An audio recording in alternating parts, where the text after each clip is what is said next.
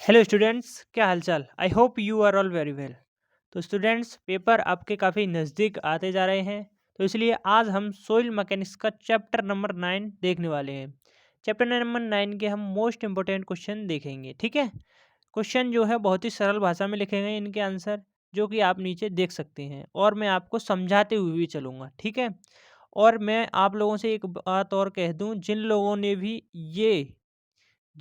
ने भी important question के नोट्स नहीं खरीदे हैं, भाई साहब देखो 200 रुपये के तो नोट्स हैं। अब तुम ये भी नोट्स नहीं खरीद रहे हो, यकीन मानो भाई, अगर तुमने अभी तक कुछ भी नहीं पढ़ा है तो ये नोट्स खरीद लो। ये नोट्स खरीद लो। आप जो है किसी भी पेपर में आपकी बैक नहीं लगेगी, ये मेरी जिम्मेदारी है। बस एक बार विश्वास करके देखो। खरीदने कैसे हैं ये तुमको, ये व्हाट्सअप नंबर है। इस व्हाट्सअप नंबर पे स्क्रीनशॉट सेंड करोगे किसका, जब आप पेटीएम पे 200 रुपये ट्रांसफ़र कर दोगे, उसका स्क्रीनशॉट लेना और व्हाट्सअप पे सेंड करना। ठीक है, विद नेम, अपना नाम के सहित। और इंस्टेंट, तुरंत आपको जो है पीडीएफ व्हाट्सएप पे ही प्रोवाइड करा दी जाएगी। ठीक है, एक बार भरोसा करके देखिए, एक बार पढ़ के देखिए नोट्स। भाई साहब बहुत मेहनत लगी है इनको बनाने में, मुझे कम से कम नहीं तो 15 या 20 दिनों का समय लगा है लगातार। ठीक है, इसीलिए बीच में जो है वीडियो नहीं आ पाई थी। तो चलिए, आई होप आप मेरी बात समझ गए होंगे, और इसकी इम्पोर्टेंस आप लोगों को समझनी पड़ेगी। इसकी इम्पोर्टेंस भाई बहुत ज़्यादा है। ठीक है, 200 रुपये में क्या आता है, ये मिनिमम प्राइस रखी है मैंने आप लोगों को देखते हुए। अब बताओ, 200 रुपये में अगर आपकी बैग बचती है तो इससे अच्छा फ़ायदा क्या है। वो 500 रुपये तो वहाँ तुम बैग पेपर के वैसे ही दे देते हो भरने के लिए, तो 200 रुपये में यहाँ से तुम्हें सब सब्जेक्ट मिल रहे हैं। ठीक है, तो इसको ज़रूर एक बार, मेरे कहने से एक बार ज़रूर खरीदना। ठीक है, तो चलिए हम 9वां चैप्टर देखते हैं। 9वां चैप्टर है आपका, इसमें पहला ही टॉपिक है मृदा पर्यवेक्षण को समझाइए। इंग्लिश वालों के लिए define soil exploration. Soil exploration क्या होता है इसको समझते हैं। देखिए, मृदा अन्वेषण या पर्यवेक्षण एक ही बात है। ठीक है, देखिए अन्वेषण क्या होता है। देखो, नींव के नीचे की, एक मिनट में तुमको एक और चीज़ बताऊं। जैसे मान लो ये है मृदा, ठीक है, ऊपर का भाग है ये मृदा के नीचे का भाग है। अब मान लो मृदा के नीचे यहाँ तक ये नींव है, ये ठीक है, ये क्या है, ये आपकी नींव हो गई। अब देखो, जो नींव के नीचे की मृदा होती है उसको हम बोलते हैं अधस्थल। क्या बोलते हैं, अधस्थल। अधस्थल या सब सॉइल। क्या बोलते हैं, सब सॉइल, इंग्लिश में बोले तो सब सॉइल। कौन सी मृदा को, जो नींव के नीचे की मृदा होती है, नींव के नीचे की, फाउंडेशन के नीचे की जो मृदा होती है उसको कहते हैं हम सब सॉइल। ठीक है, तो इसमें कंफ्यूज मत होना तुम। तो देखिए, मृदा अन्वेषण क्या होता है कि नींव के नीचे की मृदा को परीक्षण हेतु लाया जाता है। उसके बाद परीक्षण करने के बाद उस स्थल पर संरचना का निर्माण करते हैं। स्थल से मृदा प्रतिदर्श प्राप्त करना अन्वेषण कहलाता है। ठीक है, जहाँ पे हमें संरचना बनानी है, वहाँ की जो है नींव के नीचे की मिट्टी को लाया जाता है और उस नींव के नीचे की मिट्टी का परीक्षण किया जाता है। ठीक है, और इसी को हम क्या कहते हैं, इसी को हम कहते हैं अंतर्वेषण। ठीक है, उसी नींव के नीचे की मिट्टी को प्राप्त करना अंतर्वेषण कहलाता है। ठीक है, सॉरी, अन्वेषण कहलाता है, एक्सप्लोरेशन जिसे कहते हैं। आगे देखिए, फिर मृदा अन्वेषण क्या होता है। अब भैया मिट्टी का ही तो है, तो वही है। अतः नीम के नीचे की मृदा का प्रयोगशाला में परीक्षण करके उसके गुण और अवगुण, यानी सामर्थ्य हो गया, उसकी धारण क्षमता होगी, पारगम्यता होगी उसके बारे में पता लगाना मृदा अन्वेषण कहलाता है। ठीक है, आई होप ये बात आप समझ गए होंगे। अगला क्वेश्चन देखते हैं। अगला क्वेश्चन है अधस्थल अन्वेषण। मैंने बताया अधस्थल क्या होता है, सब सॉइल। जो नींव के नीचे की मृदा होती है उसको सब सॉइल कहते हैं। ठीक है, अधस्थल मृदा अन्वेषण की विधियां लिखिए, यानी कि अधस्थल से मृदा आप कैसे प्राप्त करोगे, वो विधि लिखनी है आपको। ठीक है, अधस्थल यानी कि जो नींव के नीचे की जो मिट्टी है उसको आप कैसे प्राप्त करोगे, वो विधि है। तो इसकी प्रमुख दो विधियां होती हैं। पहला, दो भाग में बांट देते हैं इसको। पहला प्रारंभिक अन्वेषण और विस्तृत अन्वेषण। तो सबसे पहले देखते हैं हम प्रारंभिक अन्वेषण क्या होता है।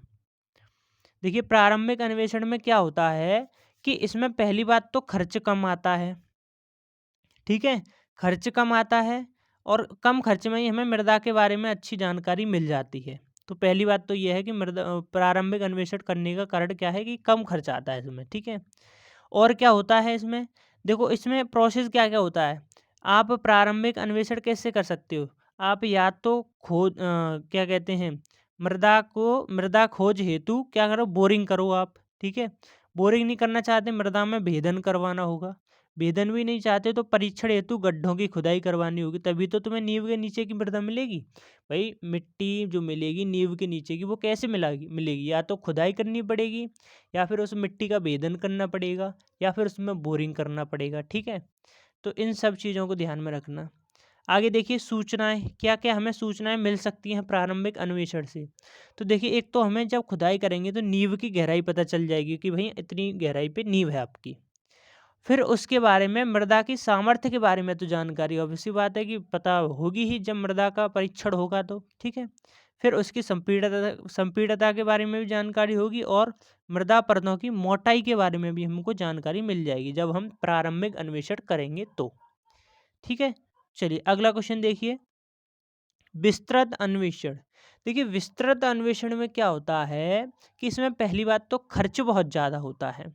क्या है, इसमें अधिक खर्च होता है। ठीक है, इस अन्वेषण में मृदा की धारण क्षमता, सामर्थ्य, पारगम्यता आदि के बारे में बारीकी से अध्ययन किया जाता है। ठीक है, अच्छा एक और इसकी खास बात है कि ये जो है ऑन द साइट पर ही किया जा सकता है, ये परीक्षण जो है। ठीक है, यानी कि परीक्षण स्थल पर भी ये किया जा सकता है, निर्माण स्थल पर। ठीक है, अच्छा इस परीक्षण का उपयोग कहाँ करते हैं, महत्वपूर्ण कार्यों के निर्माण में करते हैं। ठीक है, ये ऐसे नहीं कि मतलब हर जगह इसका उपयोग कर रहे हैं, नहीं, कोई इम्पोर्टेंट वर्क हो, जहाँ पे ज़रूरी वर्क हो, वहाँ पे इसका जो है यूज़ किया जाता है। आगे देखिए, अक्षुब्ध अक्षुब्ध प्रतिदर्श यानी अनडिस्टर्ब्ड सैंपल तथा क्षुब्ध प्रतिदर्श डिस्टर्ब सैंपल में अंतर स्पष्ट कीजिए। तो सबसे पहले लेते हैं अक्षुब्ध प्रतिदर्श, ये क्या होता है। देखिए जिस मृदा के गुण वास्तविक मृदा की भांति होती हैं, समझना ज़्यादा बड़ा नहीं लिखा है, बस इतना ही है।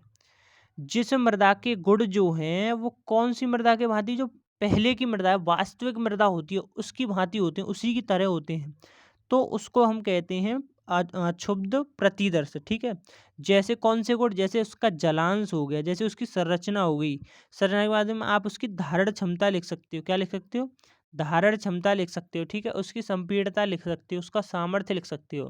तो ये जो वास्तविक मृदा के गुण होते हैं, तो जिस मृदा के गुण वास्तविक मृदा के गुण की तरह ही होते हैं, तो उसको हम कहते हैं, क्या कहते हैं उसको, अक्षुब्ध प्रतिदर्श। ठीक है, तो उसे अक्षुब्ध प्रतिदर्श कहते हैं, और इसे प्राप्त करने में क्या परिश्रम ज़्यादा लगता है भाई, परिश्रम ज़्यादा लगता है और लागत भी अधिक लगती है अक्षुब्ध प्रतिदर्श प्राप्त करने में। ठीक है, चलिए अगला देखते हैं क्षुब्ध प्रतिदर्श। अब उसका उल्टा कर दो, जिस मृदा के गुण विक्षोभ यानी डिस्टरबेंस हो जाने विक्षोभ हो जाने से वास्तविक मृदा से भिन्न हो जाते हैं।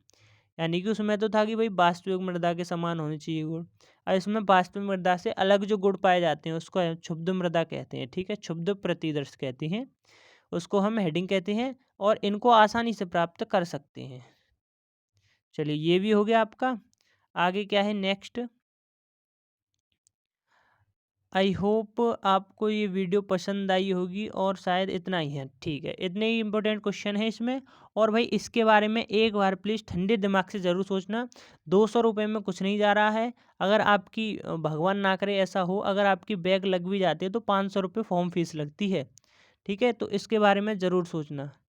चलिए मैं मिलता हूँ आपसे अगले वीडियो में किसी नए टॉपिक के साथ में, तब तक के लिए अपनी तैयारी करते रहिए। जय हिंद।